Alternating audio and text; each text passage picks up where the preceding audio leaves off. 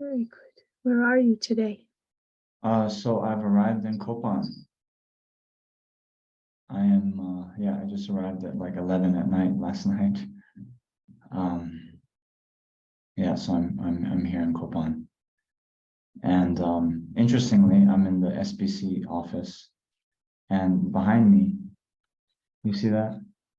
The very quotation from Rinpoche is there in two little posters. And of course, live with compassion, work with compassion, meditate with compassion. When problems come, experience them with compassion, die with compassion, enjoy with compassion. And then practicing this gives you the best happy life. It fulfills all your wishes and all living beings' wishes for happiness. So that's something later added. Anyway, I'm here in Kopan, and today is the third week after Rinpoche manifested passing into clear light, and so there's some extra prayers going on today, but in general there's 24-hour prayers until the 49th day. But as we know, the best sort of offering to our guru is to practice in accordance with his instructions. And of all the instructions Rinpoche gave us, the sort of heart practice is that of bodhicitta. So, doing this this module on Lojong, transforming problems in the path to enlightenment, then becomes very meaningful as a way to fulfill the Guru's wishes. Yeah. So why don't we just jump into it then? Okay. So let's adjust our motivation. Let's adjust the light first. So adjusting our motivation, please think that the purpose of my life is to benefit all sentient beings. And therefore, in order to benefit sentient beings in the best way, I must first achieve the state of complete enlightenment. Then and only then will I have the skills, qualities, knowledge to guide sentient beings most effectively from the oceans of samsaric suffering to the state of enlightenment. And therefore, I'm going to engage in this profound Dharma teaching on transforming problems into the path to enlightenment.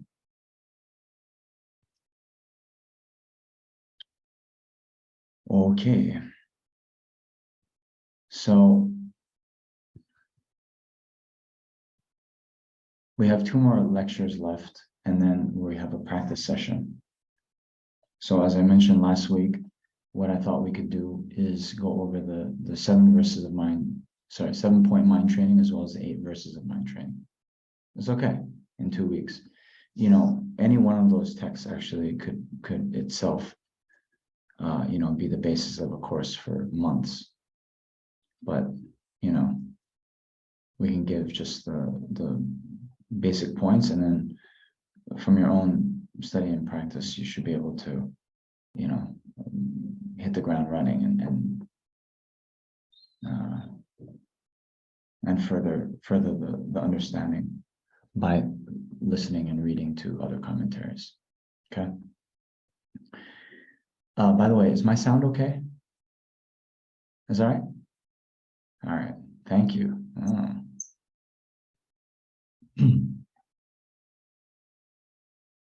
So then I was wondering what to do, because we also have the everlasting, ever-flowing nectar of bodhicitta practice text that combines a Chenrezig practice with 8 verses of mind training. And that's our kind of a required practice for this module. So I had thought to maybe give a commentary of that practice combined with the practice of the 8 verses. But then it kind of occurred to me, this overall lojong or mind training, we just kind of touched on it last week, but maybe we should talk about that more, and therefore doing the 7-point mind training is better. Then this is I'm showing you how I think. Then in the required reading in Liberation in the Palm of Your Hand, there are the pages that go into the 7-point mind training. Pabonga Rinpoche gives commentary. So maybe I'll ask you, because it wasn't clear at the end of last session that what required reading we should do. Have any of you gone ahead and read that section in Liberation in the Palm of Your Hand? Okay, so how many yes?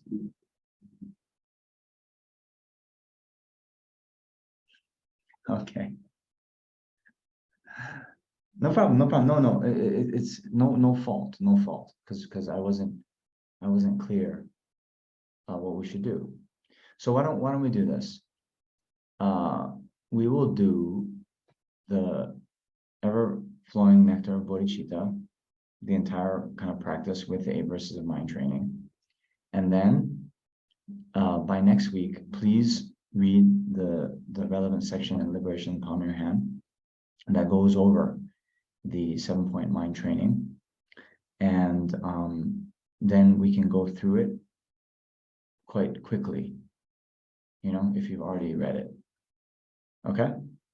And then the following week, we will do a practice session based on what we're going to go over this week. Yeah, that ever-flowing nectar of bodhicitta. Okay? So it'll give some time to marinate. All right? Deal. Oh, Mary Ellen, could you enable participant screen sharing, please?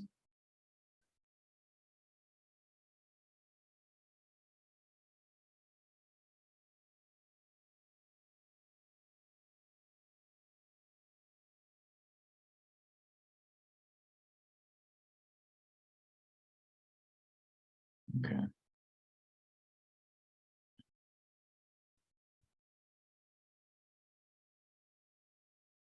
Okay.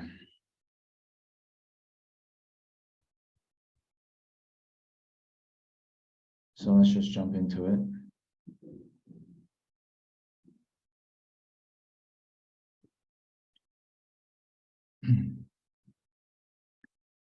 Do you all have this text, by the way? If not, we can send it out to you. I think it's available, but we'll send it out if you don't have it, okay? So, ever-flowing nectar of bodhicitta. Now, the subtitle, Annihilating the Demon of the Self-Cherishing Mind. So, I think this is important to know just a bit of the words here. As you know, Lama Zopa Rinpoche, as well as myself, following in his footsteps, we're very fond of talking about the Tibetan etymology of different words, right? So here we have nectar. Yeah, in Sanskrit it's amrita.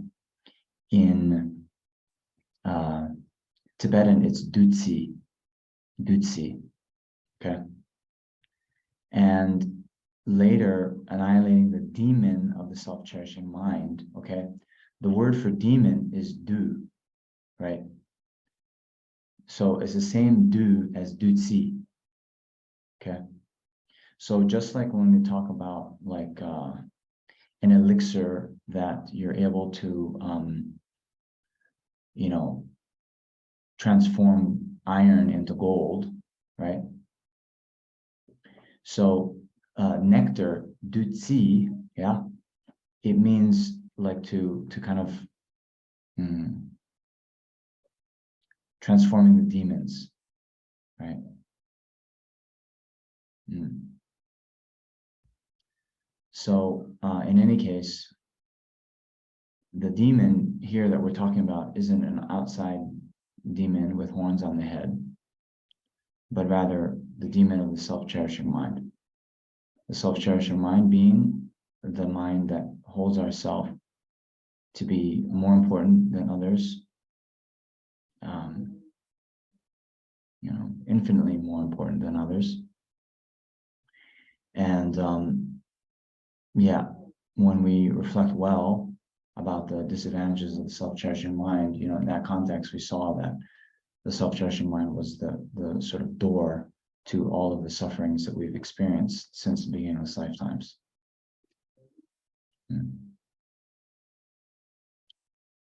So here now, just to go through, and I'll give a little bit of commentary as we go.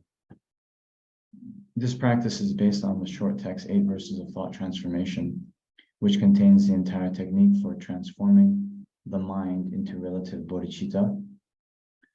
That is, the wish to achieve enlightenment for the benefit of all sentient beings, and absolute bodhicitta, the wisdom realizing emptiness. To be a little bit more precise, absolute bodhicitta is the wisdom directly realizing emptiness in the continuum of someone who has uncontrived relative bodhicitta.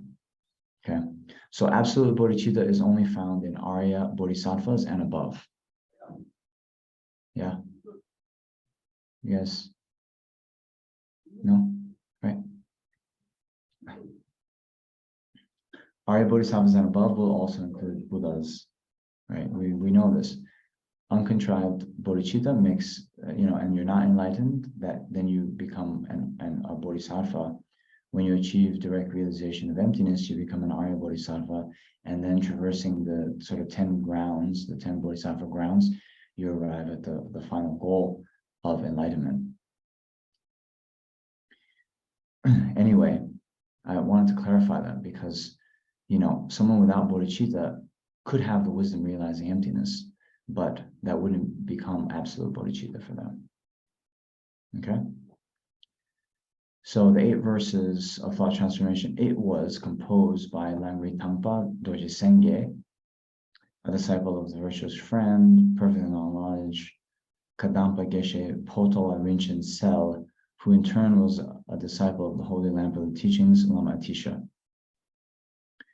Of his guru Potawa's 8 heart sons, Langri Tangpa was the only one to receive the special instructions on exchanging oneself with others. Okay. So anyway, just a little bit of the lineage, the history of the lineage. So we all have mentioned Lama Atisha on different occasions, the one who was invited to India. Invited from India to Tibet when the teachings had declined. And Lama Atisha himself had spent 12 years, I believe, in modern-day Indonesia with Lama Serlingpa. Lama Serlingpa is the one who had both of the lineages for developing bodhicitta. So remember, we have the 7-point cause and effect instructions, and then the equalizing and exchanging self for others. 7-point cause and effect instructions came down, of course, through Buddha Shakyamuni, but then through Maitreya, Asanga, like that. Yeah. And then the equalizing and exchanging self for others came down through Shakyamuni Buddha, down through Manjushri, through Shantideva, and then those 2 lineages sort of had their own. They were separate, right? But Lama Serlingpa then held both lineages, and so then when Lama Atisha was seeking the instructions on how to develop bodhicitta, and some of you remember when he was doing circumambulation in Bodh Gaya, the place where the Buddha was enlightened, he heard or saw people, or maybe celestial beings in the air, kind of debating if one wishes to achieve enlightenment quickly, what should one practice? And then the response was practice bodhicitta. So anyway, I think a statue of Tara also gave him the similar advice.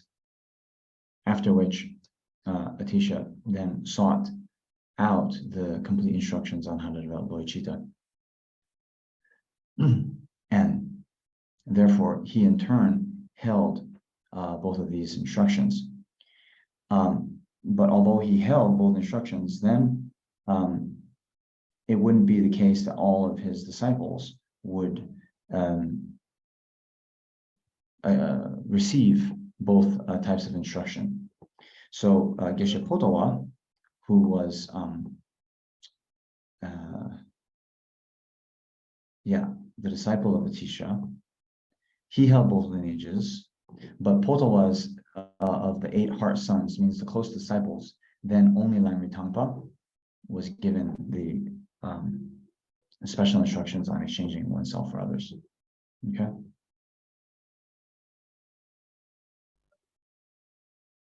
Why is that? Well, some of you would know.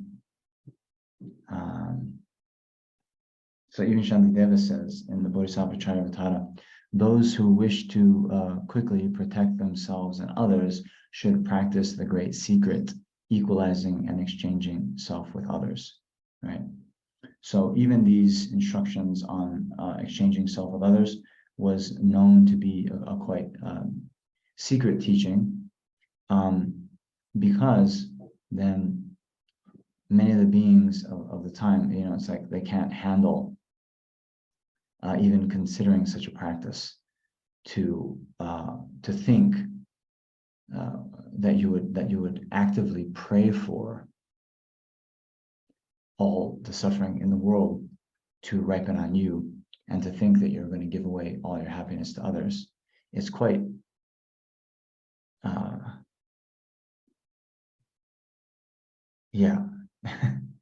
it kind of goes against every one of our deeply seated notions that we have. I mean, even the first day when we were talking, the first day in the first session, when we talked about the starting point of Buddhism, was from this this standpoint of all beings wanting to have happiness and wanting to suffer, and that includes yourself, right?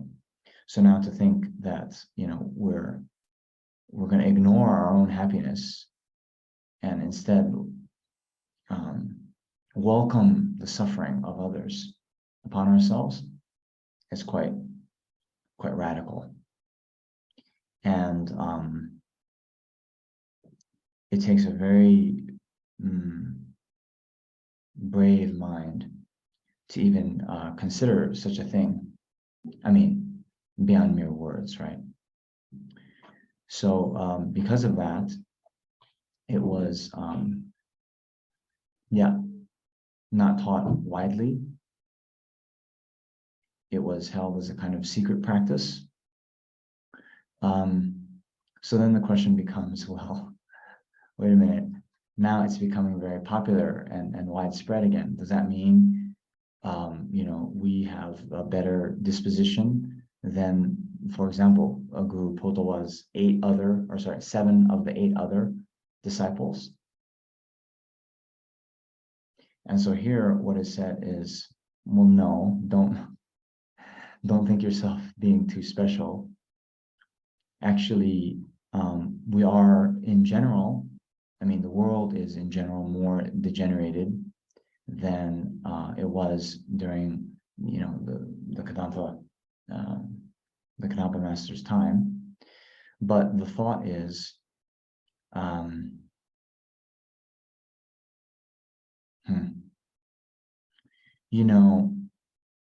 the teachings of the Buddha are, it's like the sun is setting on them, and they're going to soon disappear from the world. And after that happens, as we know in the teachings on the precious human rebirth, the world will plunge into a dark age where the teachings won't exist, No one will be around to explain the teachings. So before that happens, and this is also the reason why the Vajrayana teachings are also a bit more widespread now, whereas in the past they were practiced more in secret. The thought is for us to get as many imprints as we can. It's like,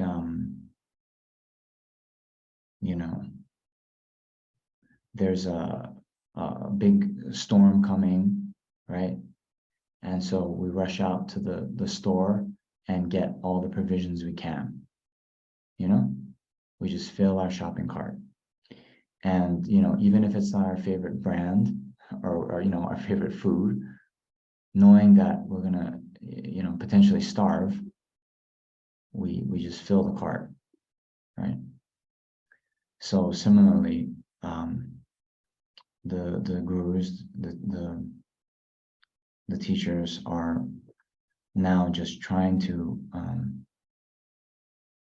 spread the teachings as much as possible, including these ones. And it could be the case that, we're not ready, and so we freak out, and we think we can't practice this. But even during the Buddha's time, you remember that story when there were 500 beings who, if they had received a teaching on the Shravaka path, the path to individual liberation, they would have achieved individual liberation. They would have achieved nirvana. But Manjushri, instead of giving them that teaching, taught on the Mahayana, and they all developed wrong views. They all actually got reborn in hell, as the story goes. And so, Shariputra, I believe, he had the clairvoyance to see that these 500 were ripe to become arhats, and now he saw that they were going to be reborn in hell. So he went to the Buddha and sort of he tattletaled, yeah. He told on Manjushri to the Buddha, and instead of the Buddha agreeing with Shariputra and sort of scolding Manjushri,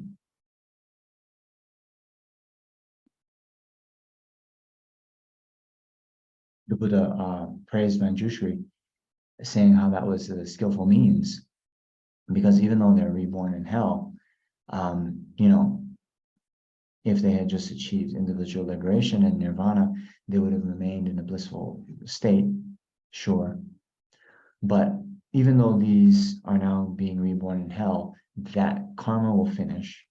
When they are again reborn as a human, they will have an affinity to the Mahayana because of their imprints previously gathered, and they'll achieve enlightenment way quicker than had they first achieved individual liberation. Okay, so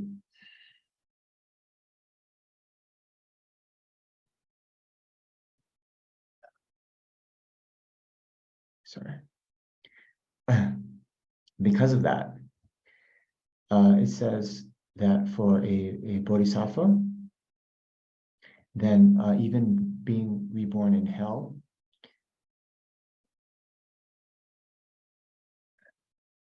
isn't an obstacle to achieving enlightenment, but achieving mere nirvana is an obstacle for them to achieve enlightenment.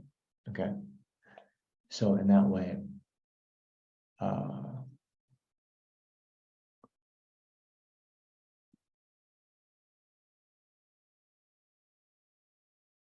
yeah, bodhisattvas would rather be reborn in hell than to achieve nirvana.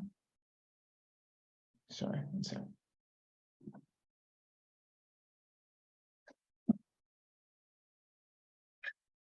Sorry. Actually, there's a third I'm going to turn on my camera. There's a third one on the wall in front of me. It's the same poster of Rinpoche, And I just was reminded, because the story I'm telling, that the Bodhisattva would rather be reborn in hell than to achieve nirvana. So Rinpoche, he told the story.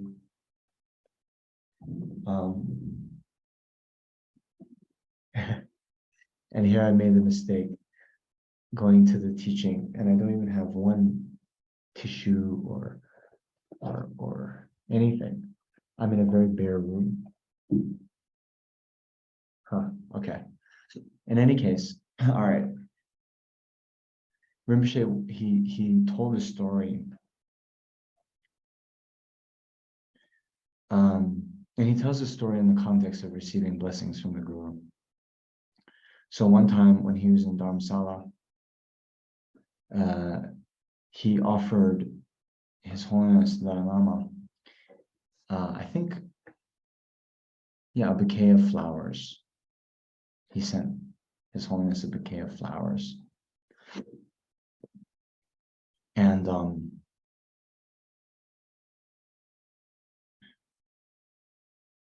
anyway, I think it was maybe that night or the next morning. Maybe he had a dream of His Holiness. But anyway, the point is, at one point, Rinpoche said he really felt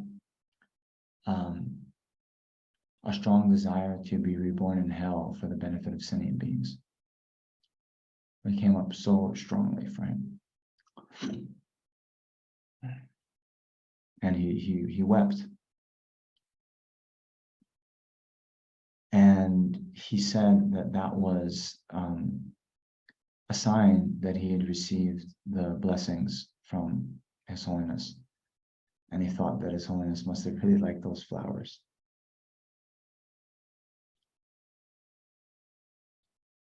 So anyway,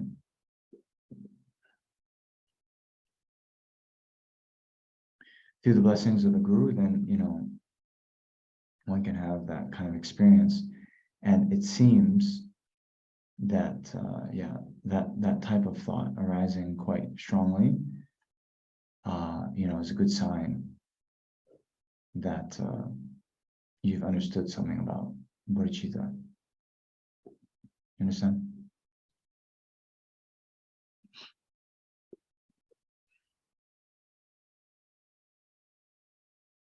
Okay. So the practice of these teachings has three divisions: the preparation, the actual practice, and the conclusion. So preparation, motivation, seated comfortably, generate a particularly virtuous motivation, then do a glance meditation on Lamrim teachings. From the beginning, correctly following the virtuous friend up to the end, or with heartfelt feeling, contemplate as follows. So, this 98, let's see. I bet it's the direct meditation. Oh, okay. Yeah, so calling the Guru from afar. Any one of these actually. So this book that I'm using is the Essential Prayers, FPMT Essential Prayers. And in that, there's a whole section of these glance meditations on Lamrim. So we have calling the Guru from afar, foundation of all good qualities, three principles of the path, so forth. Okay, so you can do one of those, right? Or, where was I? Or,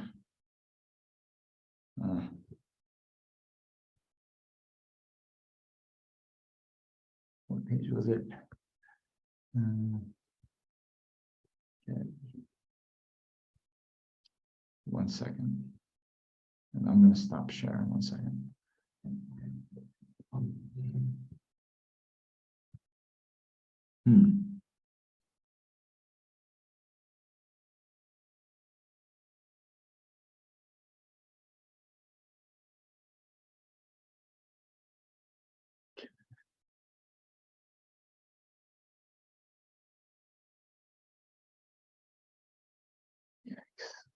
Almost there.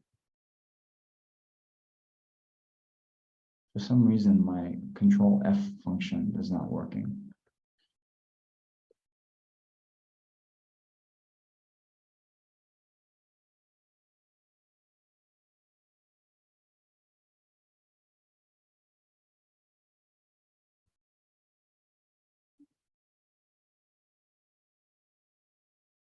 Okay.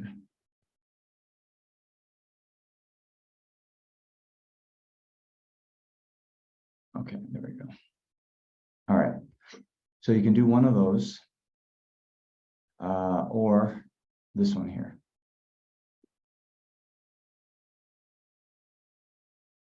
So let's go through this. From beginning this rebirth up to now, I've experienced the general sufferings of samsara and the particular sufferings of the lower realms numberless times. There is no suffering that I have never experienced. When I think deeply about all of this, I feel terribly upset and weep uncontrollably. Therefore, I must no longer allow myself to come under the control of the disturbing, unsubdued thoughts, which are the true causes that bring the result of true sufferings. Okay. So,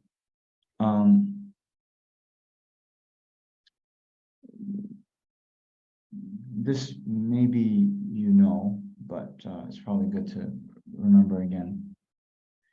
When we talked in the context of the sufferings of samsara, we have the 3 types of suffering, 6 types of suffering, 8 types of suffering. So what's most powerful is to reflect actually on the beginningless nature of samsaric suffering. And so thinking about this, numberless times we've done all this before.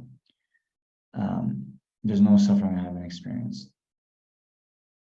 And thinking of the beginningless, and then if we don't achieve nirvana, then endless future samsaric suffering, that helps, it's more powerful to generate the mind of renunciation, wishing to achieve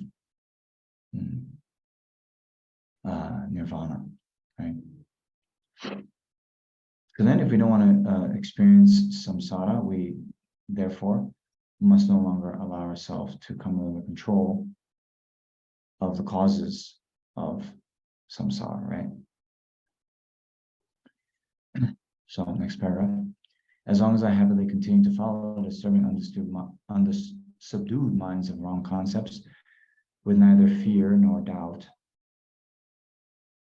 So, we should have fear that these wrong concepts are going to project us into negative states, or more generally project us into suffering and samsara. And here, doubt, I would gloss as, we don't doubt generally whether what our afflictions are telling us are actually in accord with reality. Our afflictions will tell us that there is, true happiness out there, that there is true happiness in samsara. Our ignorant mind grasps onto true existence, doesn't even doubt that maybe the way that things appear is not as they exist, right? So when we don't question how our, disturbing minds or disturbing concepts, if we don't doubt what they're telling us about the world, then there's no difference between me and a mindless, crazy person. If I continue to follow these wrong concepts, I'll definitely have to experience the sufferings of samsara endlessly in future lives. When I think about this from the depths of my heart and not just reciting the words, I'm unable to eat by day or sleep by night, and it makes me vomit. It also breaks my heart. So, yeah.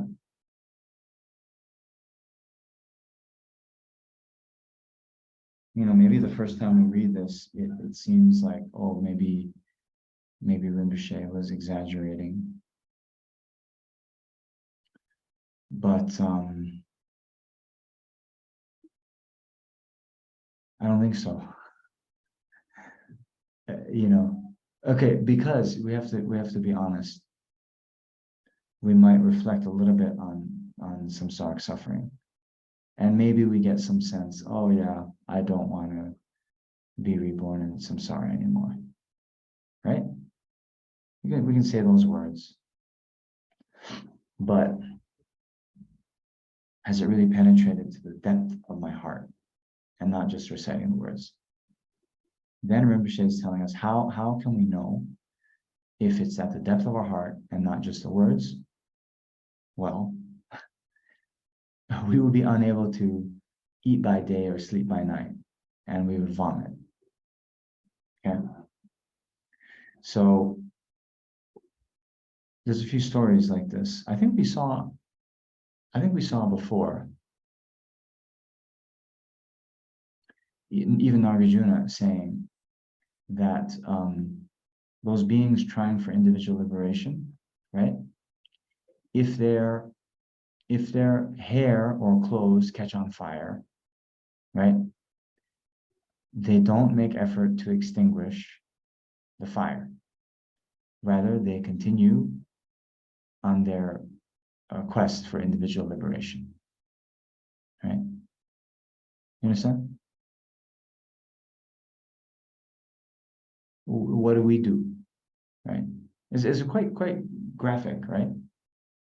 Visceral. What do? Even we touch something hot, it's like, it's instinctual, immediate that we would pull our hand away from the fire, right?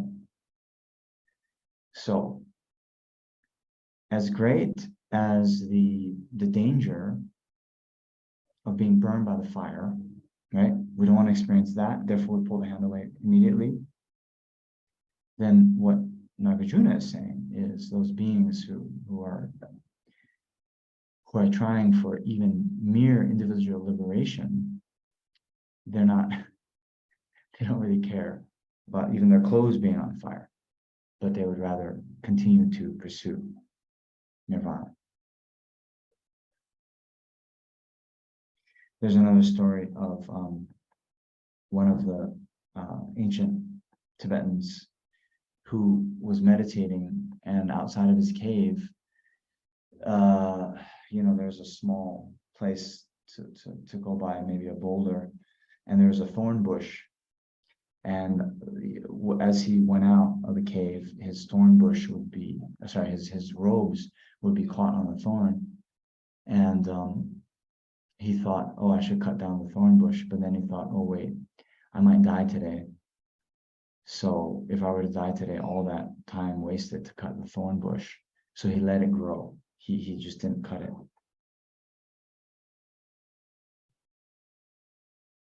So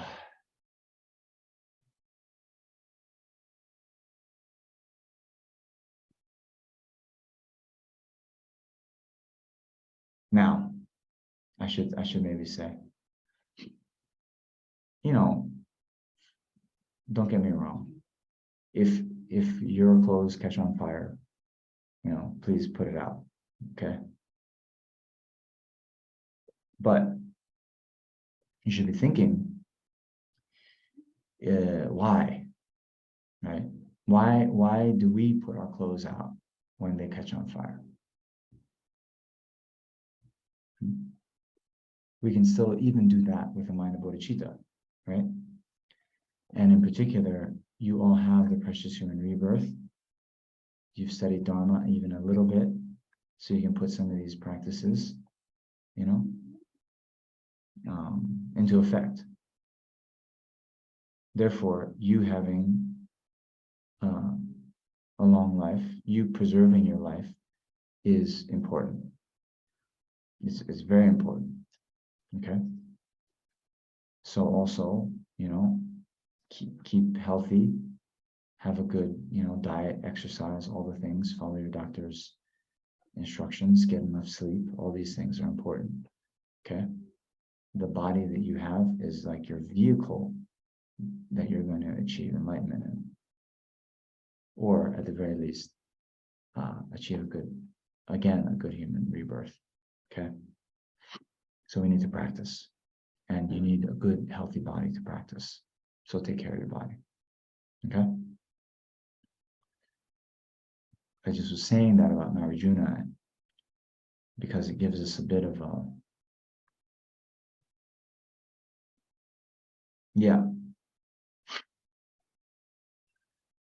just like a benchmark, right? Okay. However, now I've received the inner condition of perfect human body endowed with the great freedoms and 10 richnesses, which gives me the ability to achieve all happiness and success. I've also met the outer conditions, a holy Mahayana virtuous friend who is extremely difficult to find, but can grant the state of omniscience in 1 second, and the teachings of the Buddha, the supreme medicine that dispels all the sufferings of transmigratory beings without exception. If I continue to seek mere temporary happiness for myself and my own liberation from the bondage of the disturbing unsubdued thoughts and karma, what difference is there between me and a foolish dumb animal? Such an attitude would be extremely upsetting from both sides. From my own side, how shameless, and from the side of others, how very ungenerous, how selfish and cruel. How dare I cherish myself and renounce others? Aren't other sentient beings the precious one from whom I receive all happiness and success? It is therefore not enough to merely ensure that I will not be reborn in the suffering lower realms, nor is it enough to simply seek my own freedom from samsara. Okay, so now this is kind of like the essence of Lamrim. Okay, this paragraph here is talking about our precious human rebirth. Okay, the rarity, and then what we can do with it. So now that we have the precious human rebirth, in general, we can make it meaningful by practicing any one of the 3 kind of motivations of the 3 capable beings. But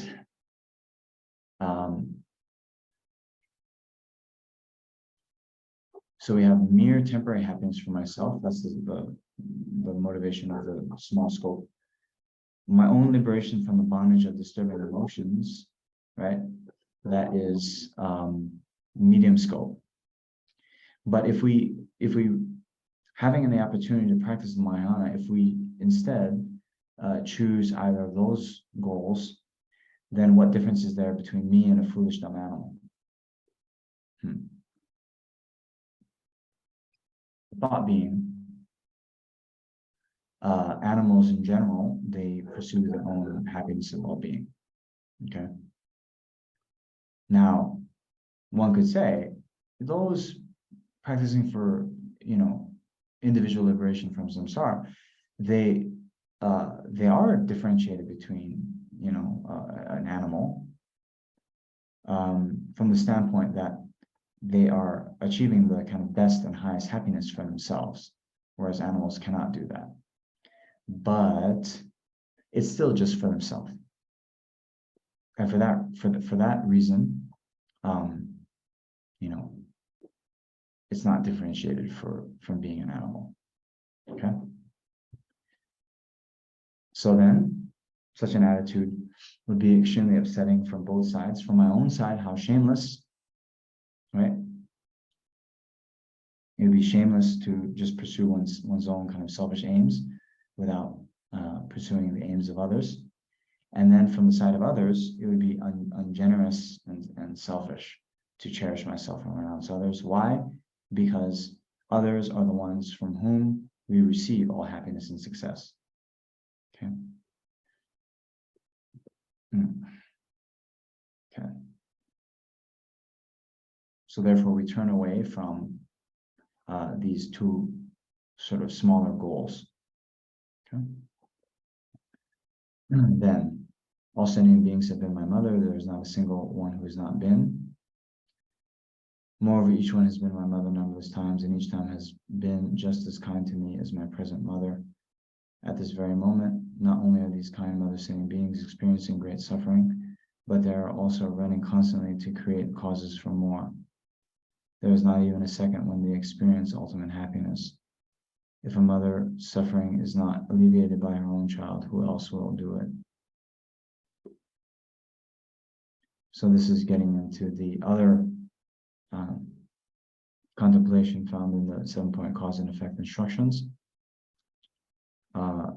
recalling that all sentient beings have been our mother, and therefore the wish to repay their kindness and liberate them from their suffering will arise.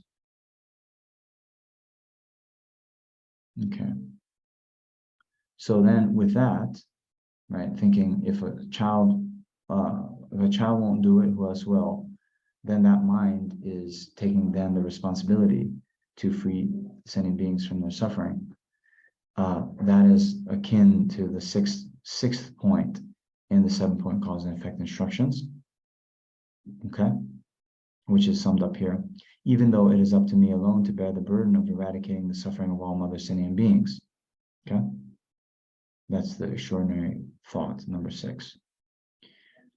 Then we have, 6.5. We think, at the moment, I'm incapable of relieving the suffering of even one sentient being. Yet, if I achieve the holy body of a Buddha, just one ray of its light would ripen the minds of countless sentient beings, leading them to a blissful state of peace.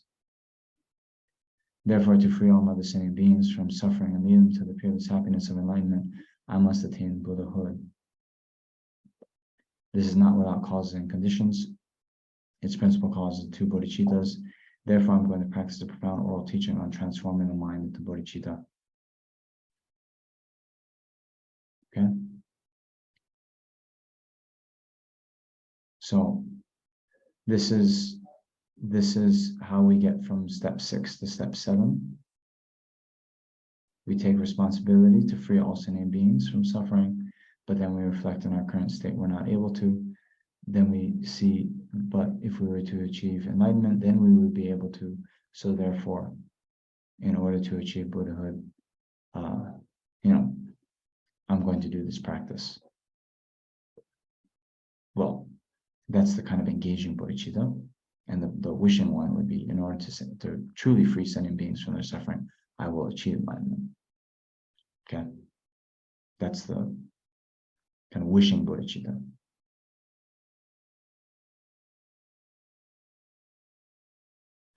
Okay, so now we visualize above your forehead.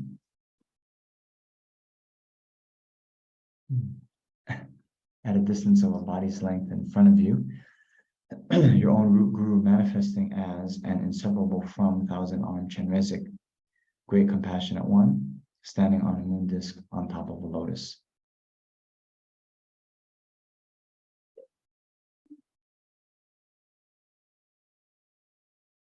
Okay.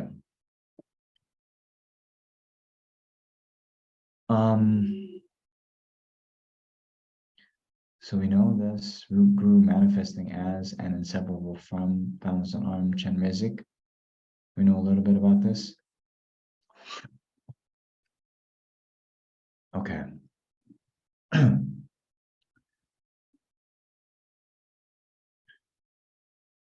So the ultimate guru, I'm gonna talk about this a little bit because it can even help.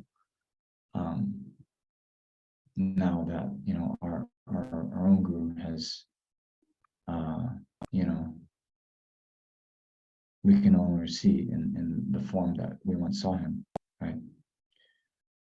But the ultimate guru is the Dharmakaya, means the enlightened mind of the Buddha, the omniscient mind of the Buddha. That ultimate guru, that Dharmakaya, then manifests in whatever form is needed to subdue sentient beings. Okay. So the Dharmakaya can manifest as, the Buddha Shakyamuni, right? Complete with all the marks and signs, can manifest as is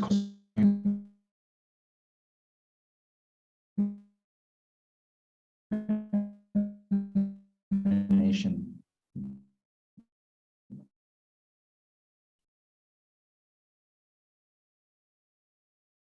Okay, so we're saying the Supreme Nirmanakaya of Shakyamuni Buddha manifested, to ordinary disciples, showing the aspect of being a Buddha. So it would say, the Tathagata knows. He referred to himself as the Tathagata, the Buddha. Now, so the Buddha can appear in that way.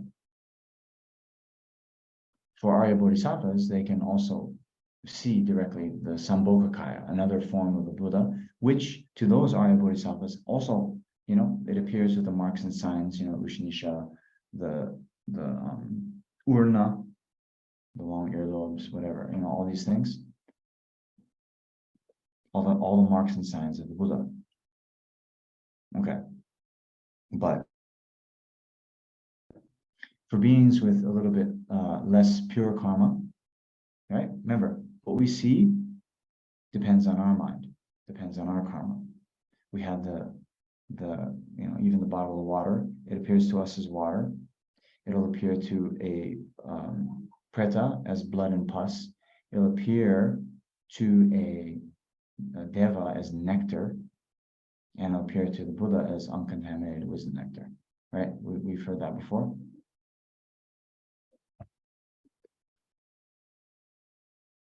So for us, impure beings, impure karma, we will see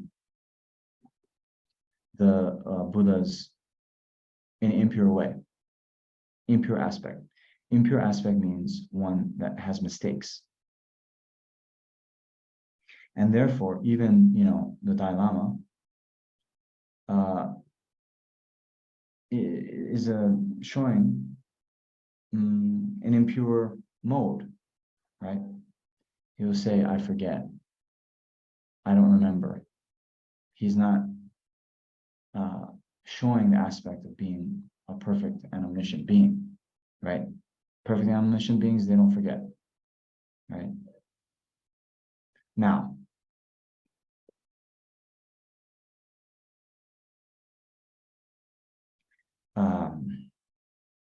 do those appearances of mistakes then mean that the guru has mistakes? No way. No way. As I think I mentioned many times, remember the story of the two students who go to their guru on the top of the mountain and get the cold tea, and one of them says our guru is so kind, one of them says our guru is so terrible, right? So the mistakes aren't, the appearance of the mistake isn't coming from the guru's side, but coming from the mind of the student.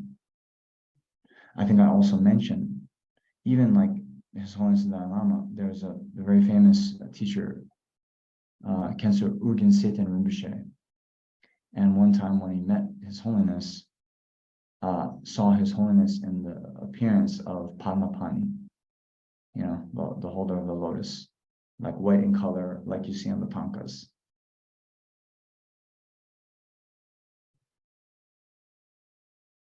So anyway, now,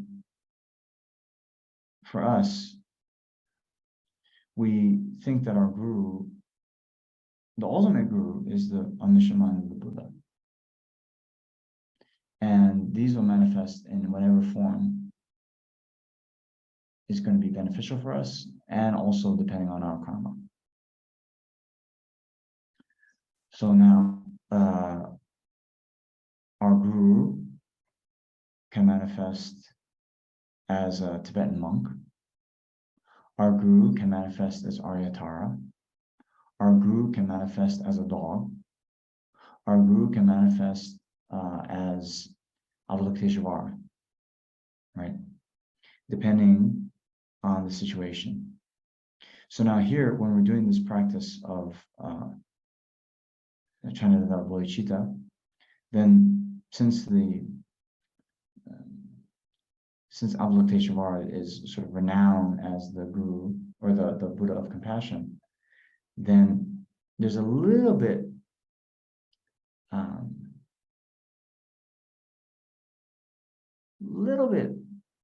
I don't want to say placebo effect, but maybe something like that, right?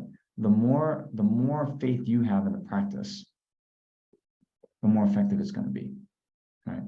So remember, it's not that Avalokiteshvara has more compassion than Manjushri, or Manjushri has more wisdom than Avalokiteshvara. They all have the same qualities. They all have the same level of realization. But because that one is known, a little bit famous, the Buddha of compassion, when we do that practice, it's like, okay, this is the one for compassion.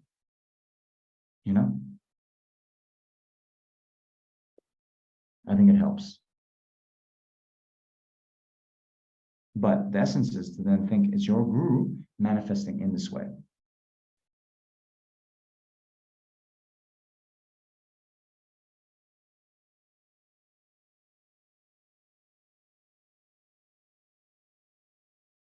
As some of you know, I had the good fortune to spend a few months here at Kopan in 2020.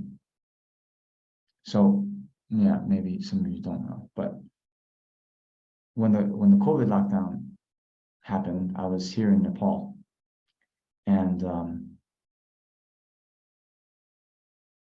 when the borders started closing, we asked Rinpoche, should I fly back to India? And Rinpoche said, no, it's good to go to Maritika in the mountains. It's a holy place associated with Guru Rinpoche, and Amitayus, the long life deity, the long life Buddha.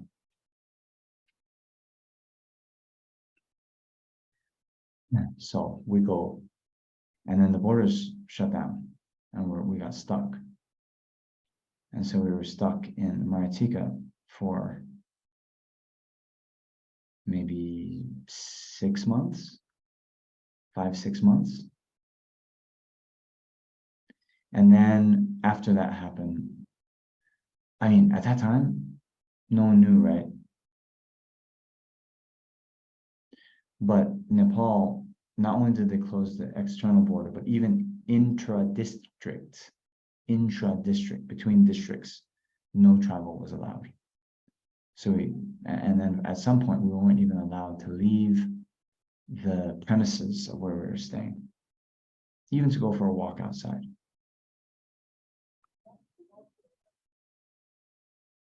Anyway, after they resumed intra-district travel, we were allowed to come to Kopan. We had a 3-week quarantine, or isolation, when we first came. But then when we got out of that, we could then resume going outside.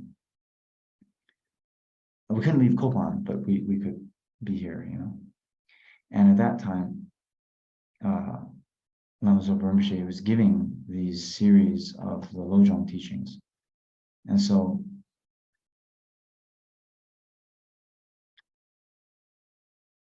yeah, it's really unbelievably fortunate in hindsight, because just in his room there'd be like 6 people, maybe 8 people receiving these teachings, the ones that are now on video on the FPMT website.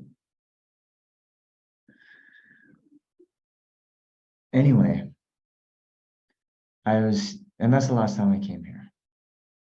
It's been about 2.5 years. And so when I came back, I got in at 11 at night. I'd come in from Singapore, and Singapore is 2 hours and 15 minutes ahead.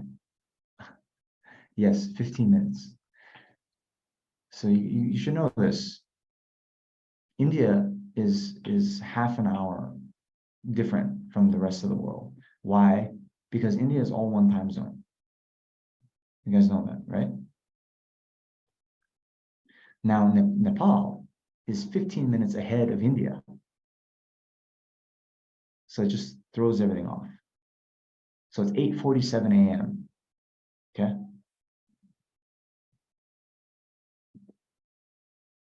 Anyway, so it's 2 hours, 15 minutes behind Singapore. So anyway, I woke up this morning. I'm super jet lagged still from having come back to the US. I flew in from Seattle I arrived on Friday in Singapore. And yeah, it's been rough. I'm waking up at like 3 a.m. So today also, I wake up at 3:30 a.m. Can't go back to sleep. But you know, it's amazing. The sun gets up, it gets bright at like 5 a.m. Really? So I'm like, oh, okay, 5 a.m. So I get up. I do like almost all my morning practice I'm doing. And then, you know, I walk around a little bit at Kopan. And I see some of the differences, even in these past 2.5 years. And one of the things, sorry, I went to this diversion for a reason. One of the things I saw, okay, Rinpoche hand wrote some Dharma quotations and put them up along the route.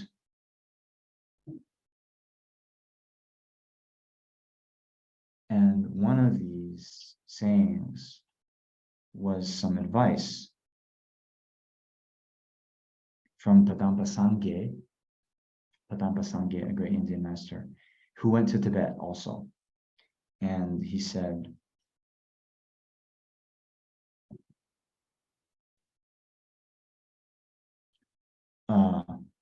hold your guru as being, you know, more exalted than the Buddhas.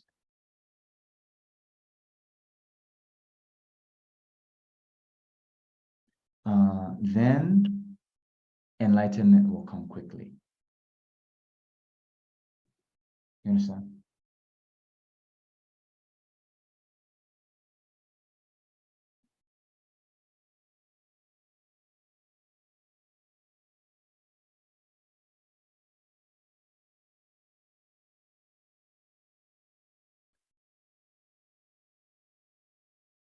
So although in this case, in this part of the teaching, we see, you know, visualize Avalokiteshvara inseparable from your root guru.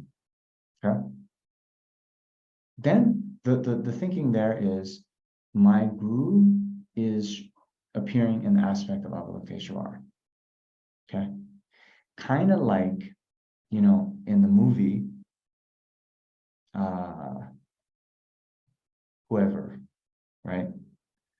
This actor is now playing the role of a police officer or whatever, you know? This actor is playing the role of a gangster. Okay, it's like that. So then the normal way inseparable means my guru is now kind of showing the aspect of Avalokiteshvara. Okay, that's good. That's great. That's the essence. But here, you know, this advice that Rinpoche wrote out by hand and put up in the monastery here, to hold the guru as being more exalted than the Buddha. What that means is, there's a story. Naropa, the great Indian master, he was wait a minute. Is it Naropa? I think so.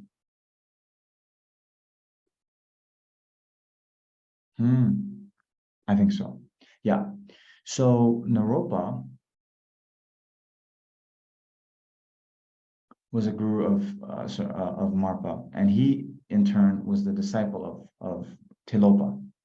And at one point, before he was about to leave Tilopa, kind of unbeknownst to him, Tilopa manifests the mandala of Hevajra, a certain Buddha, a certain deity, manifests the mandala, and then asks Naropa, "Oh, who are you going to prostrate to?" And so Naropa at that time, he thought, "Hey, you know, I see Tilopa all the time, but I've never seen the mandala of Hevajra before."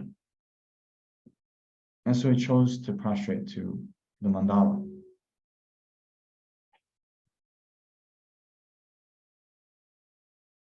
Big mistake. What happens? Tilopa then he absorbs the mandala into his heart. And he says, you know, there is no mandala apart from the Guru. Something like this, something along those lines. There is no mandala apart from the Guru. There's no Buddha apart from the Guru. That kind of thought.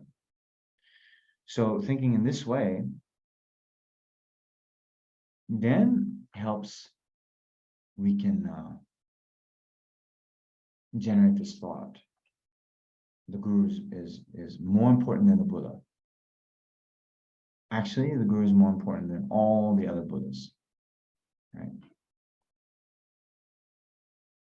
Anyway, this is a preview of your next module about Guru devotion.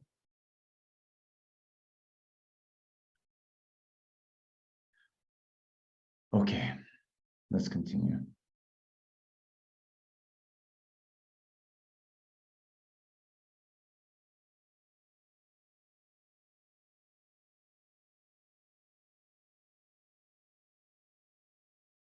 All right. So now taking refuge, generating bodhicitta. Maybe in the interest of time, yeah, I guess we know. We've already gone through refuge, right? So we take refuge to our land, right? So these first two lines is the refuge. The second two lines is bodhicitta. Okay. You'll find this stanza in many different contexts. Then we have the seven limb prayer, prostrating in here, prostrating to Arya, great compassionate one. That means Avalokiteshvara, making offerings, declaring negative actions, rejoicing in virtue, requesting that the Buddhas remain and requesting that they teach, and dedicating to full enlightenment. Then we have the mandala offering, right? So I think, yeah, we went through the seven limb prayer in the daily practice, right? So it's, you guys know, okay. Then we have the mandala offering.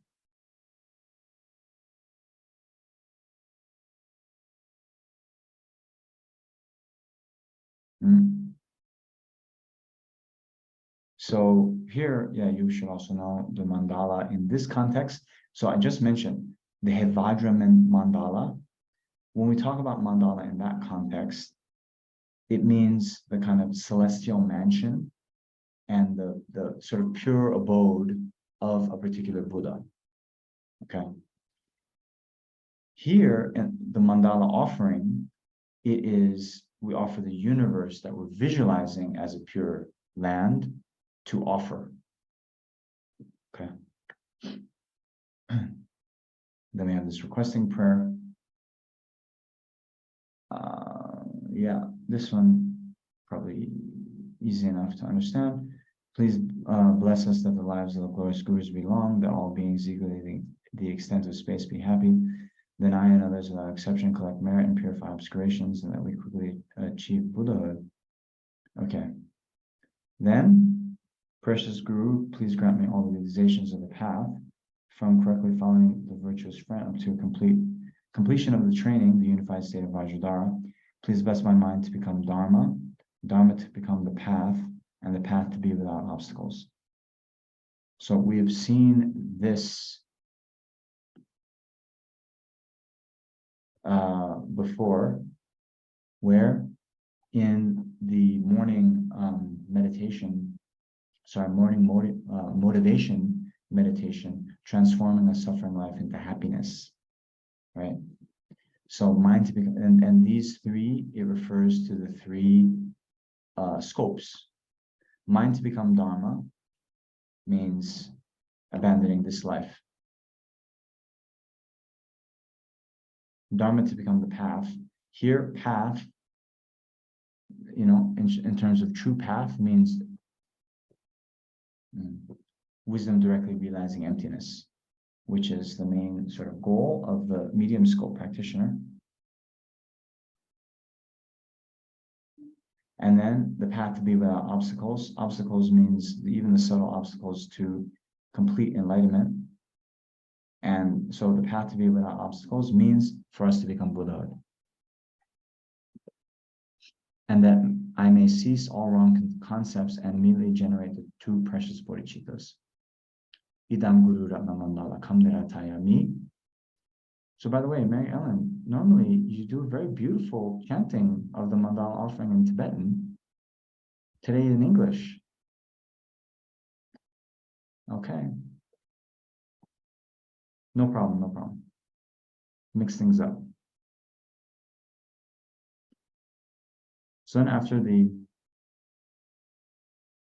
mandala offering, then we think that Guru Chenrezig is extremely pleased by my request, and together with the moon, disc, and lotus, comes to the crown of my head. So we're visualizing Guru Chenrezig in front, and then comes to the crown of our head. When we visualize the Buddha on our head faces the same way as us, when we visualize in front, they're facing us. Okay? All right. So now the actual practice. With each of the 8 verses, visualize that from the seed syllable free at Chenrezig's heart, much blissful white nectar streams down into the crown of your head. It fills your whole body, purifying all your obscurations and bringing you all the realizations of the entire path to enlightenment from correctly following the virtuous trend up to Buddhahood. It also purifies the specific obscurations and grants specific realizations related to the particular verse you are contemplating. Okay? So, remember, we have Avalokiteshvara, Guru Avalokiteshvara here. At his heart, there's a moon disc on top of a lotus, and then an upright syllable free. Then from that, blissful white nectar streams down into the crown of your head and fills your whole body, doing this, purifying, as it says here, and granting all the realizations generally and related to the particular verse you're contemplating. Okay, so we're going to do this now with every one of the 8 verses of thought transformation. We do this visualization. Now, yeah.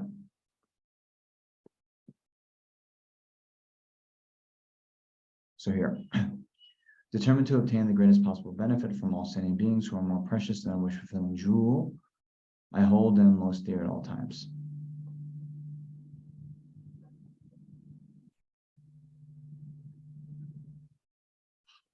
All right. I've been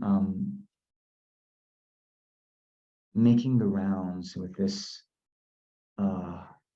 little comment, but you see here in the Tibetan, Dani Semchen Tamche La Yishin Norbu Le Lakpe. Okay, so Dagni Semchen Tamche La. Semchen, is sentient beings, right? Tamche is all. So Dani Semchen Tamche La. La, that word, that particle actually grammatically can mean a couple of things. And one of the things it can mean is for, right? So in my humble opinion, I think it's better that we have it, we can think about it both ways, right? So yes, we obtain the greatest possible benefit from all sentient beings. How do we do that? We attain Buddhahood. That's the greatest possible benefit, right? So from all sentient beings, why? Because by generating compassion, by practicing generosity, by, they're the field of sentient beings. By practicing in relation to them, we accumulate merit, and that then becomes the cause for us to achieve enlightenment. Okay. Now, we also obtain the greatest possible benefit for all sentient beings. Why are we interested in achieving enlightenment? Because it's the way that we can best benefit sentient beings, right? So I think it's good to think about it both ways. So, who are more precious than a wish-fulfilling jewel? Sentient beings are more precious than a wish-fulfilling jewel. Why? So remember what a wish-fulfilling jewel is. It's like, Aladdin's lamp, right? With it, if you polish it in a certain way, put it on the top of a victory banner on the new moon day or full moon day, you can obtain any kind of material possession you wish. It's great. It's amazing. Can you imagine how precious that is?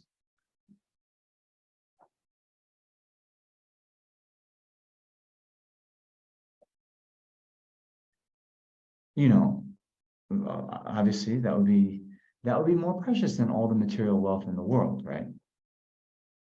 Because with that, you could just wish for, all the material wealth in the world plus $1, right? Right?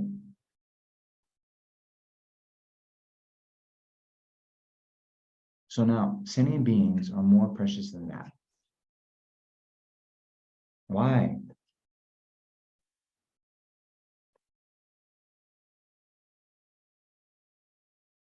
Well, as it normally says, you see, even with all the wealth in the world, that doesn't necessarily mean forget about enlightenment, forget about liberation.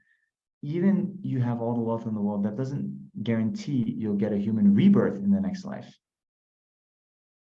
Right?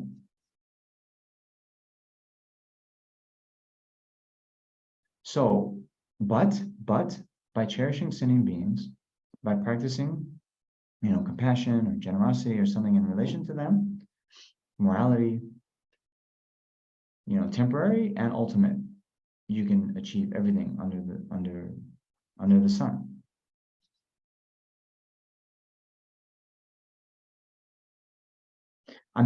Essentially, by cherishing sentient beings, you get bodhicitta. Through bodhicitta, you get enlightenment.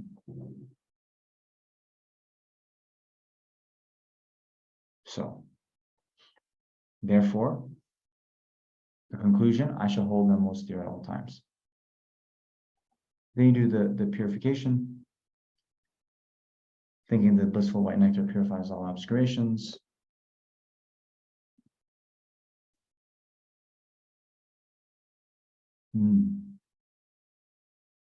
So next, wherever I am and whoever I'm with, I shall always consider myself the lowest of all, and from the depths of my heart hold others dear and supreme.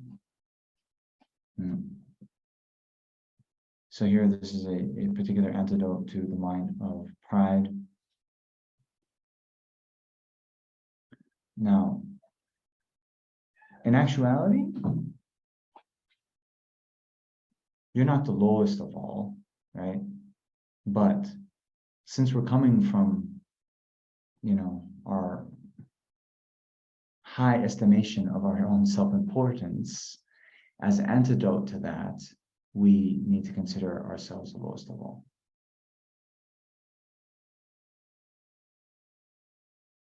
This mind of holding ourselves to be higher than others, it works in tandem with a self-cherishing mind.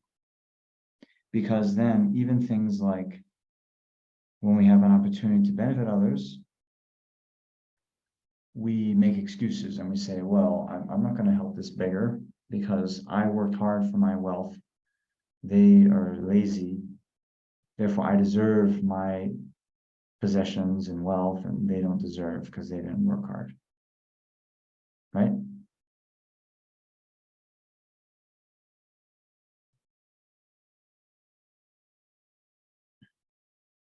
So,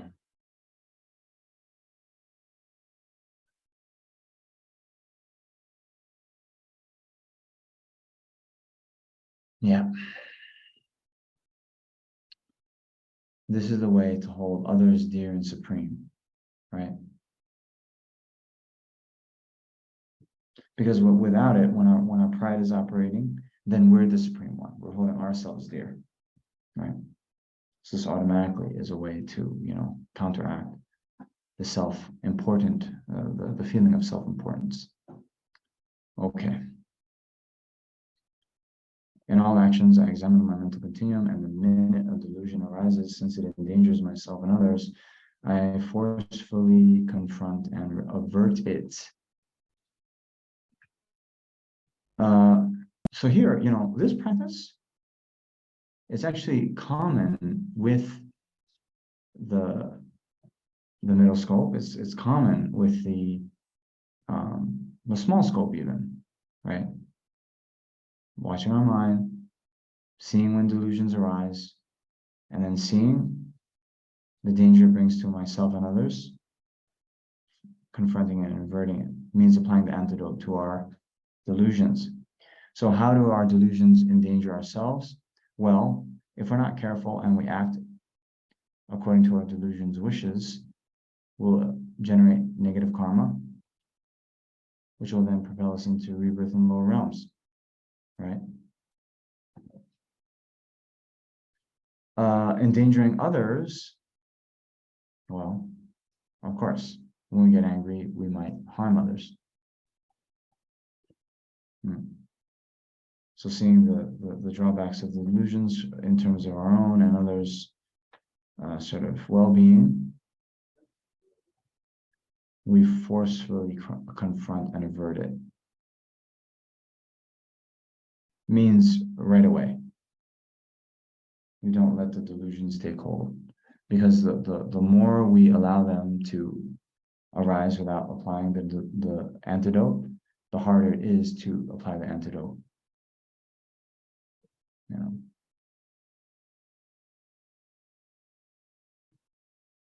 Okay. So again, we do the blissful white nectar visualization next.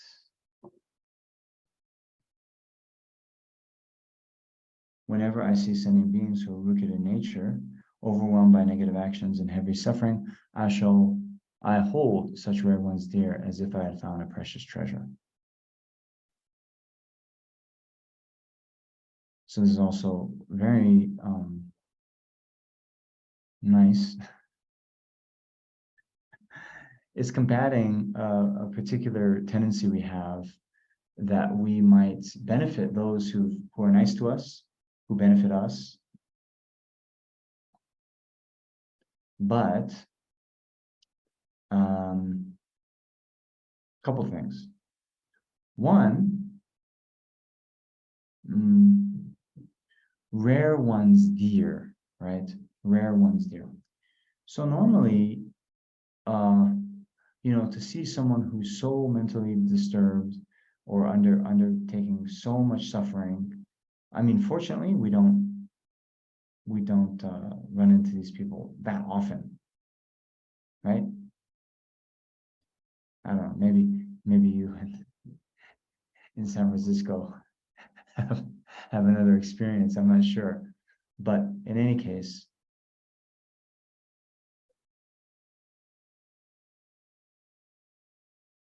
I mean, everyone is suffering in samsara, that's sure. But the very, heavy suffering, totally wicked in nature, we run into these people so every so often. Now, why do we then think they're like a precious treasure? Okay, well, one, remember, we are trying to have this mind of equanimity, benefiting all sentient beings, regardless of whether they're categorized as friend, enemy, stranger. So our natural tendency when we see someone very negative, giving us bad vibes, we don't want to engage with them. We want to stay away from them, right? So it's not even necessarily that we wish them any harm, but it's a kind of reluctance to get involved. We take a step back. Now, what does a bodhisattva do? A bodhisattva is not taking a step back.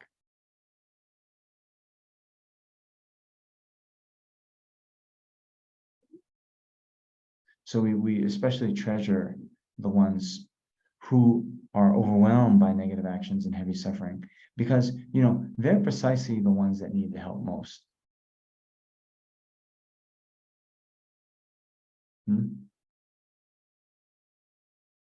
Okay. When out of envy, others mistreat me with abuse, insults, or the like, I accept defeat. I accept defeat and offer the victory to them. So this is following on. Problematic cases that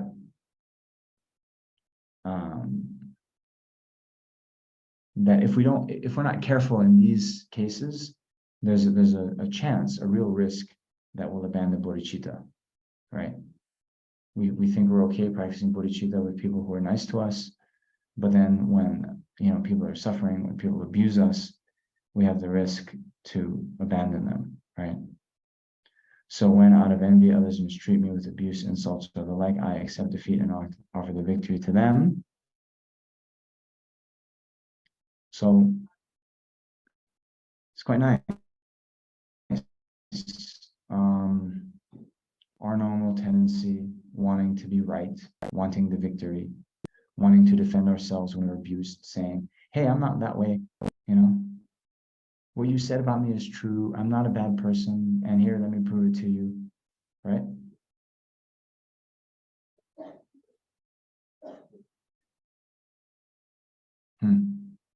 Why do we do that? We're doing that to benefit them or to benefit ourselves?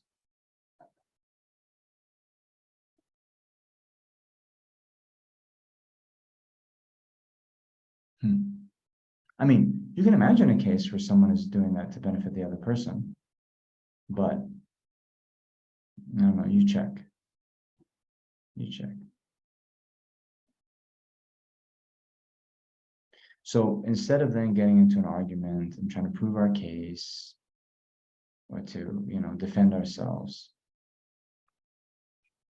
then accepting defeat and offering the victory.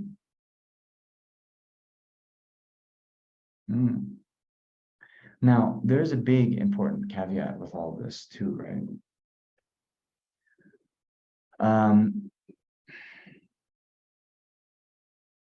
Because there is the principle that bodhisattvas have a positive obligation to sort of dissuade and prevent others from engaging in negative actions, right? But at the time when they are abusing and insulting us, it's probably not the right time, because they're very disturbed, to sort of make them see the errors of their ways, if you know what I mean. So in the heat of the moment, yes, okay, be very accommodating. This is what I mean, offering the victory to them. Later, of course, if you find yourself in a better situation where you can then engage in a conversation with them, you can maybe help them. But in the heat of the moment, getting into an argument isn't going to be very helpful. So that's from the side of even helping the other, but from the side of yourself too. The mind that freaks out, remember, when we were trying to identify the object of negation, what did we say? The best way to make it arise is imagine a time when you've been falsely accused. Then that makes the I come very strong. So also, in this case, we've been mistreated with abuse, insults, the like. Then it's making that sense of I freak out. So by offering the victory, it can give us an opportunity, instead of saying, no, no, I didn't do that, I didn't do that, but just watching in our mind how it's appearing, how we're freaking out. It can be very good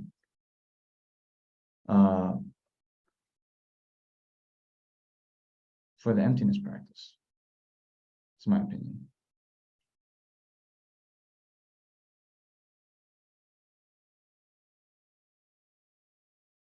When someone whom I've benefited and whom I have great hopes gives me terrible harm, I regard them as my virtuous friend.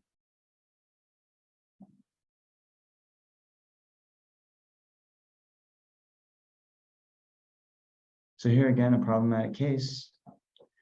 Now, not only is it someone abusing us, but it's someone that we benefited in the past who now is harming us. That's even worse, right? How could you do this to me after all I've done for you?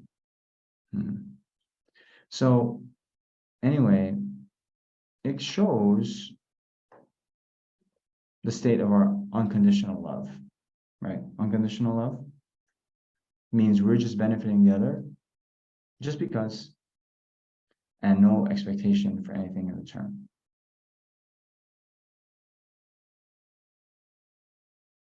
Now, when we benefited someone and they give us harm in return, we can see if our mind freaks out, that shows we had some subtle condition for love or appreciation for the other person, right?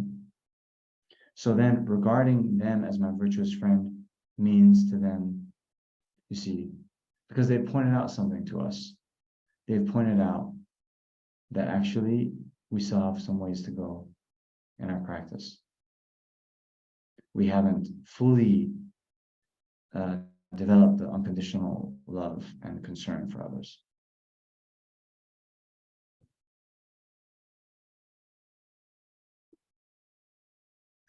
In short, both directly and indirectly, I offer every happiness and benefit to all my mothers. I secretly take upon myself all their harms and suffering. So here's that word secretly again, right? Because this stanza is referring to the practice of Tonglen, right? Directly and indirectly, offering every happiness, that's the Tong, giving. Secretly take upon myself all their harms and suffering, that's taking. Tonglen. Sorry for the yawning. Did I mention I woke up at 3 in the morning? No, sorry, it was 4 in the morning. It was 4 in the morning.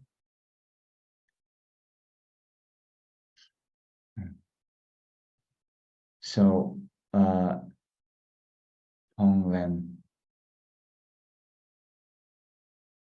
Tong, give, len, take. So directly and indirectly.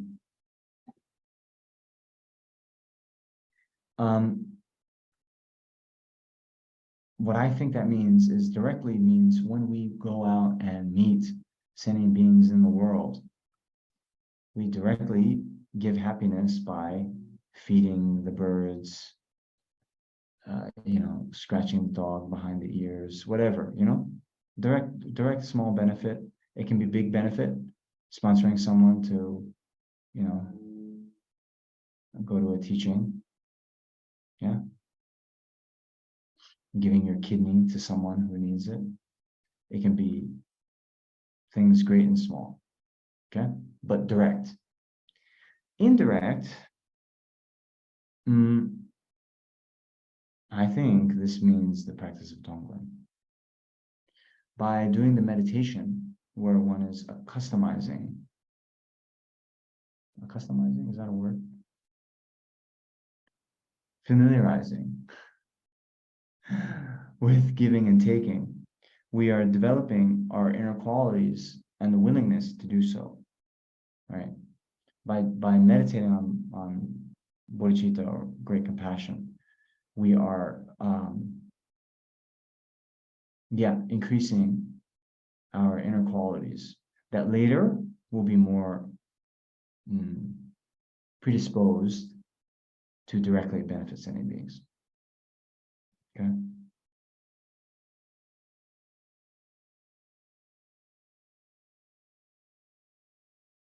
In the context of your daily practice, you can meditate on Tonglen after this verse.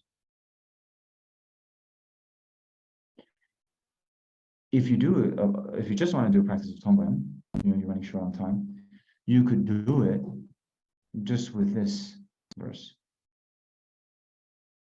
right?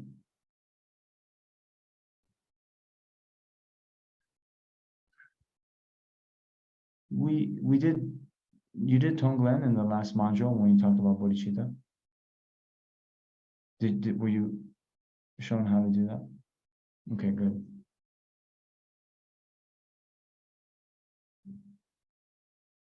So then I'll just give a really brief indication. So in general, you'll see in other texts,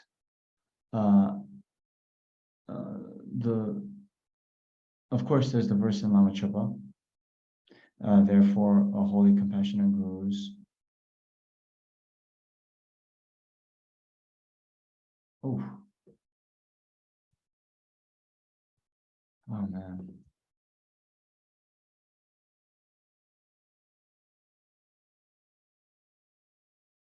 Where is it? I give all my, I gotta find it. It's LC 95. Okay, great. Oops. Now my question is Lama Chupa in this text? It is not.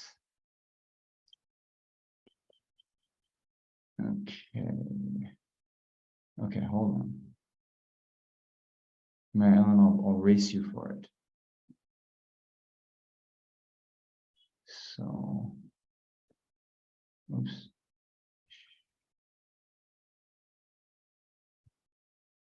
You want it?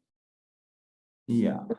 And thus, perfect, pure, compassionate Guru, I seek your blessings that all negative karmas, obscurations, and sufferings of mother transmigratory beings may without exception ripen upon me right now, and that by giving my happiness and virtue to others, all transmigratory beings may experience happiness.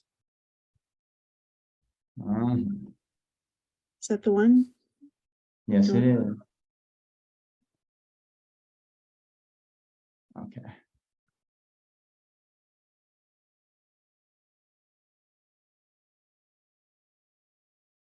Okay.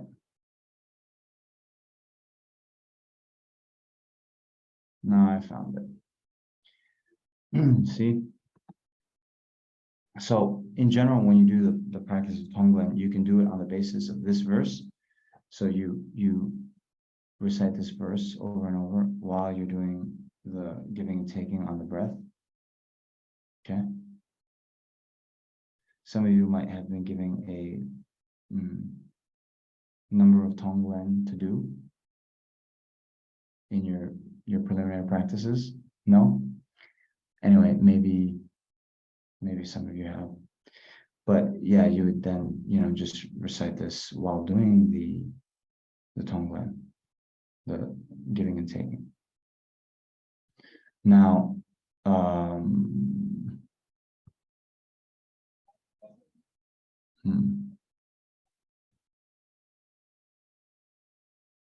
let's see. There's another one.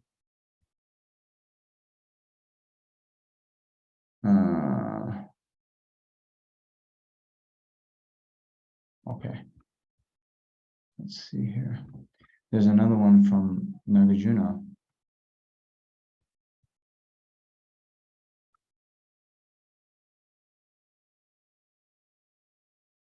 Let's see if we can find it.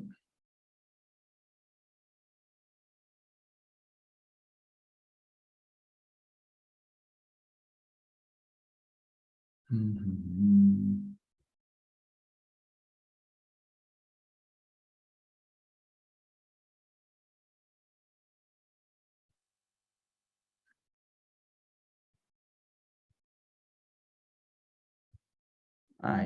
Okay, I can't find it.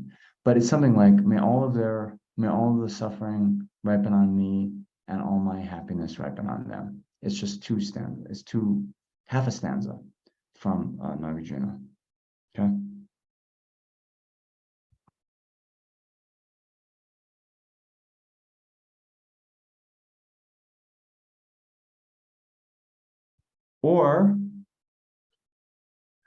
Or you can use this one.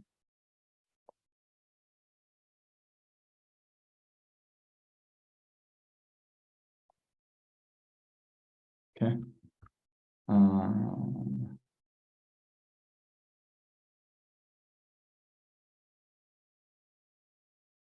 Or you can use this one. Okay. All right. Sorry about that. Didn't have it at my fingertips. Okay. All right. Also, I do not defile all these practices with the stains of the superstitions of the eight worldly concerns, and by knowing all phenomena to be illusory without trusting in them, I am freed from bondage. So here, this combines the ultimate bodhicitta, knowing all phenomena to be illusory. Okay. So in general, we had the eight worldly concerns in the first one. So this is just reminding ourselves that we are doing this mind training practice without letting the eight worldly concerns rear their ugly head, as it were. And one way to do that effectively is by reflecting on the illusory nature of phenomena. Then we don't trust in ordinary appearances. So remember, illusion means the way it appears and the way it exists is not the same. So then, knowing the phenomena to be illusory, we don't trust in the ordinary appearances, and then we're freed from the bondage. Okay. Now, to really know all phenomena are illusory, then we have to realize emptiness, right? Yeah.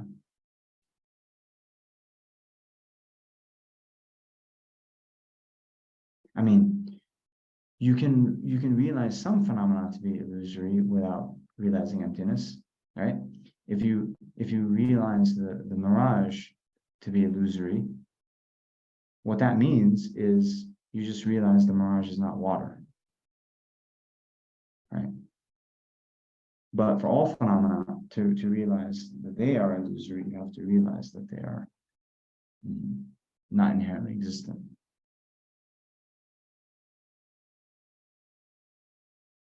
Then we make the request, great compassion, Lord, please extend your holy hand and lead me and all the sinning beings to your blissful, pure realm after this life. Be a virtuous friend in all our lives and privilege us to Buddhahood. Then we think that Guru Chenrezig accepts your request and innumerable nectar beams flow into your body. All your negative karma, obscuration, disease, and spirit harms are instantly purified. Your body becomes as clear as crystal. Guru Chenrezig then melts into light and absorbs into you. Your body, speech, and mind become inseparably one with Guru Chenrezig's holy body, holy speech, and holy mind. Okay.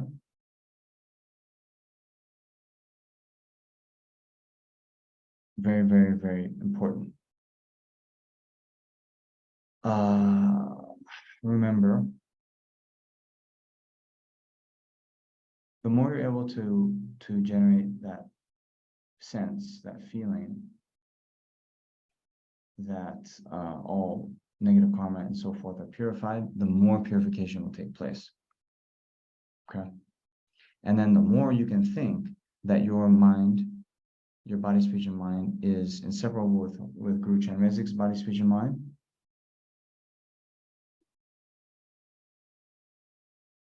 the quicker you'll attain enlightenment. You know, enlightenment is when your body, speech, and mind become inseparably one with Guru Chenrezig's body, speech, and mind. You know? Yeah. So then mantra recitation.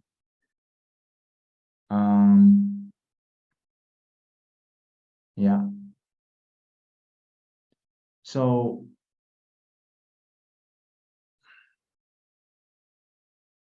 this requires initiation, a great initiation.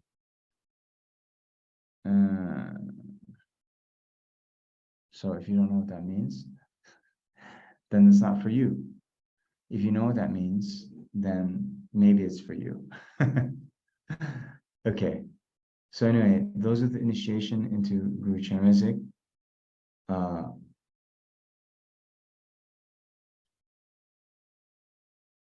One's mind, remember, the Dharmakaya manifests in any form to benefit sentient beings, then your mind manifests in the form of Chenrezig.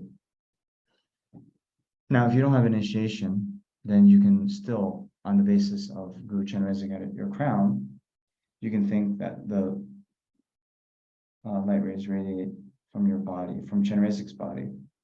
On the light rays, on their tip has a Chenrezig. Then it comes to sit above the crown of each and every sentient being. And then the same visualization we did for ourselves, we visualize for all sentient beings.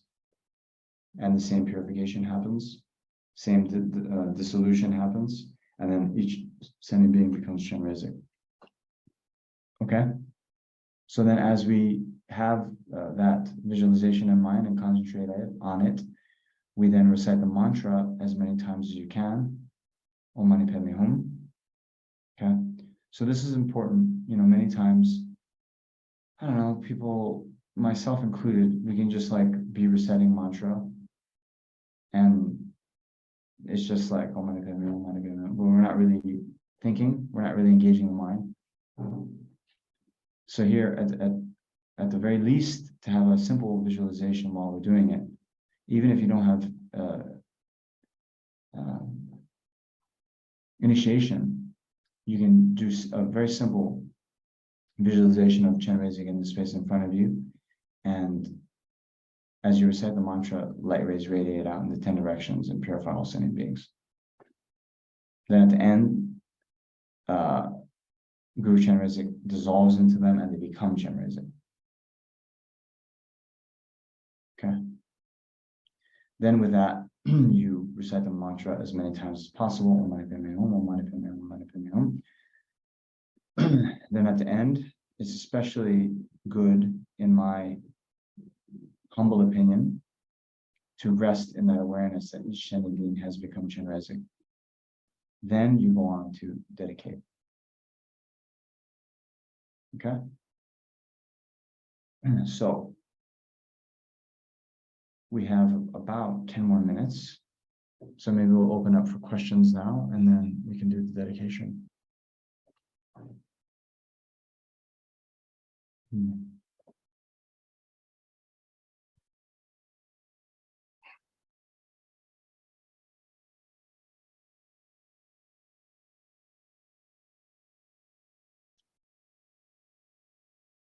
No questions.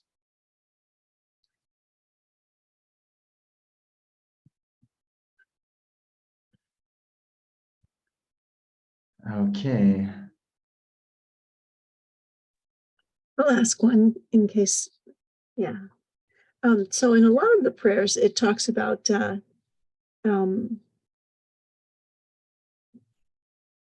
fears of the lower rebirths and the fears of the complacency of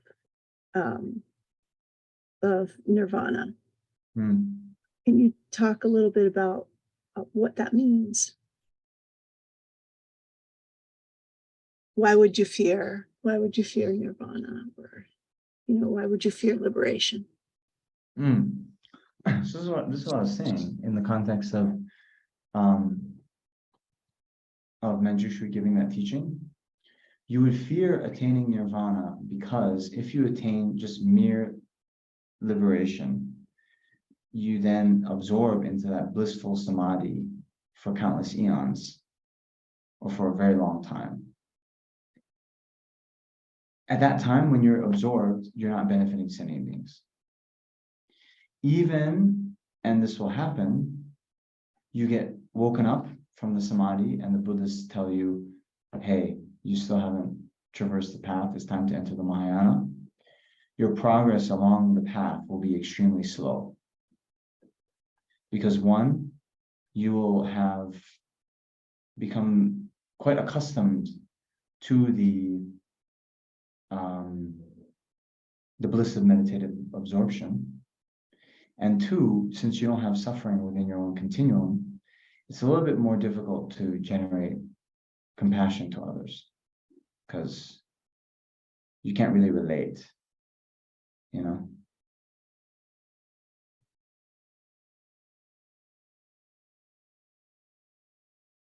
When does that decision get made? I mean, in the continuum of any sentient being, when they're following the path, when does the decision definitively get made that you're going towards the Mahayana or you're not? Definitively made. Well,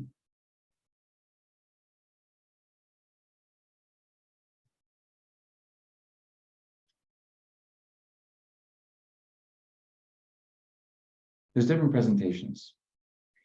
According to the Sergey textbook, if you reach the path of seeing in the Shravaka path, the Pratyeka Buddha path, or the Mahayana path, then it's sure.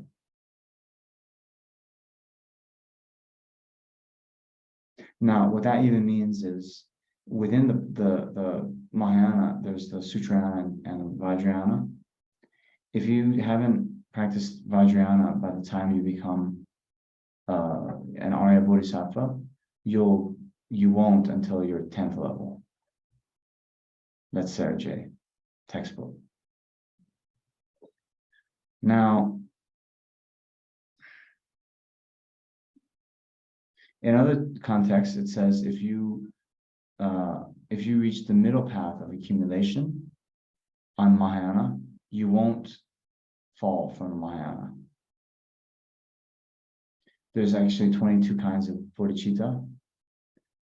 Sa, ser, dawa, me. Anyway, this is explained in Abhisamaya Alankara. But sa means ground. That's the first bodhicitta on the path, the small path of accumulation. It is the ground, is the foundation for everything. Ser means gold. Gold doesn't get rust, doesn't get corrupted. It doesn't, lose its purity. It doesn't change into something else. So the bodhicitta on the medium path of accumulation is the gold-like bodhicitta because it's not going to change into something else. Okay. So that's just Mahayana. When those middle path of accumulation, you won't fall into the lower path again.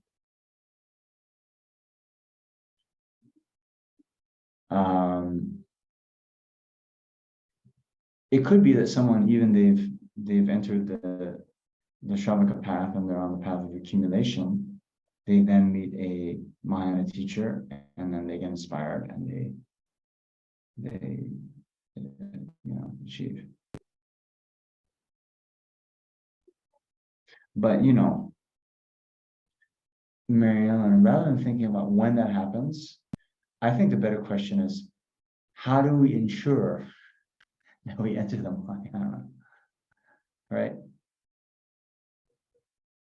And so therefore we need to, actually those precepts, I don't know if you went through them in the Mahayana, sorry, in the last module, but recalling the benefits of bodhicitta, generating it 6 times each day, And the four white dharmas, the four black dharmas, four black dharmas to avoid, four white dharmas to adopt, those help to ensure that we're not separated from bodhicitta in future lives. You know. So actually, we take bodhicitta as our heart practice, our most important practice, and then we keep practicing. Yeah, and we dedicate our merit so that we're never separated from the line of bodhicitta. That's very important. Okay, all of your videos have frozen on me. Can you still hear me? Yes, we can hear you. Okay, cool. Okay, now you're moving again. Okay. Did I cut out there? That's okay.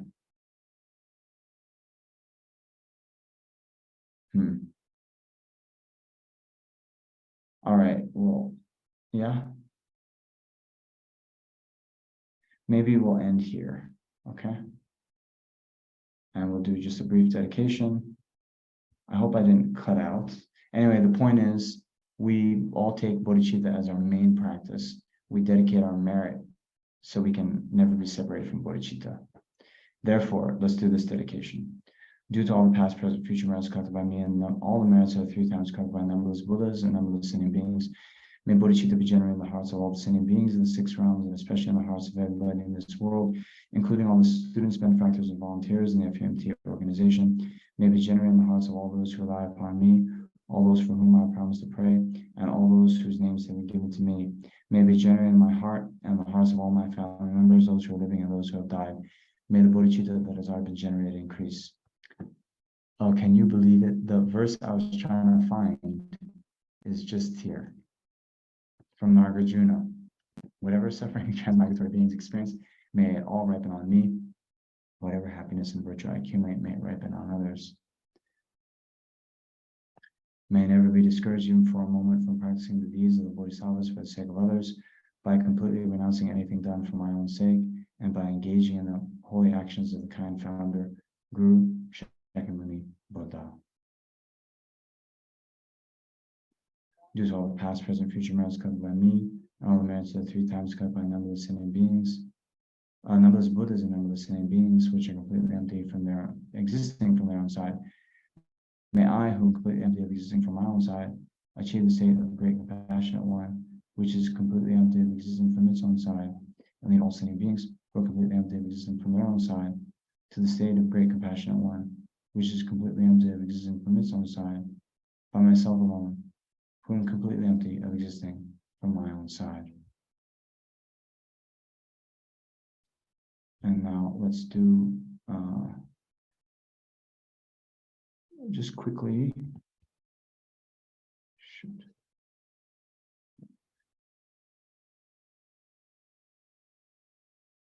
The prayer for the swift return of Lamas of Rinpoche. This one was composed by His Holiness the Dalai Lama. Peerless teacher and assembly of the children of the victorious one, Charvakas and Pratik Buddhas, victorious Losang, father and son, along with the lineage masters, all the objects of refuge of infinite lands, please bestow the virtue and goodness of accomplishing this prayer here and now. Holding and spreading the Muni's precious and complete teaching through explanation and practice, you wore the armor of patience that is never discouraged. Incomparable venerable Guru, to you I make request. While striving single-pointedly for the sake of the victorious one's teaching, the sole gateway through which all benefit and happiness emerge from other living beings, you suddenly departed to peace. What a great loss. Nevertheless, through the undeceiving truth of the blessings of the ocean of the 3 jewels and the great waves of bodhicitta of the children of the victorious ones, may the smile of a reincarnation swiftly beam in glory for fortunate disciples.